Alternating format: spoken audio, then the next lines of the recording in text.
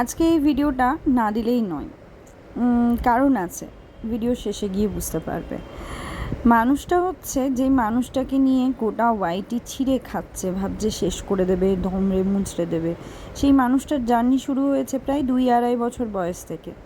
Yes, যেই সময় একটা বাচ্চা তার মা বাবার কোলে হাসে খেলে মজায় থাকে, বাবা মায়ের হাত ধরে ঘুরতে যায়, বাবার হাত ধরে পার্কে যায়, মেলায় যায়, অনেক আবদার পূরণ করে। বাবার ছায়াটা মাথার ওপর থেকে চলে গেলে অ্যাকচুয়ালি পৃথিবীটা দেখা যায়। এই কাহিনী আমি অনেকের থেকেই শুনেছি, যেমন পূজা, সেরকম এই মানুষটার থেকেও সব শুনেছি। হয়তো আমার মাথার ওপর বাবার ছায়া আছে বলে এখনও চিন্তা করতে হয় না, ভবিষ্যতেও হবে না। যতদিন বাবা মারা থাকে ততদিন চিন্তা করতে হয় না, বিশেষ করে বাবার ছায়া। তো যে মানুষটার কথা বলছি, সেই মানুষটা 2.5 বছর বয়সে তার বাবাকে হারায়। বাবার বন্ধুর কাঁধে করে বাবার মুখ অগ্নি করে ফেরে। তখন থেকে মায়ের স্ট্রাগল, মা স্ট্রাগল করে পড়াশোনা করায়, একটার পর একটা মাথার ওপর ছাদটাও অনেক পলিটিক্স করে কেড়ে নেওয়ার চেষ্টা চলেছে। কিন্তু সেই বাচ্চা ছেলেটা আস্তে আস্তে যে বাচ্চা শৈশবটা ভালো করে কাটাতে পারেনি, কিন্তু অনেক বড় হয়ে গেছে। শৈশবের সময় তার ঘাড়ে হাজারো দায়িত্ব ছিল।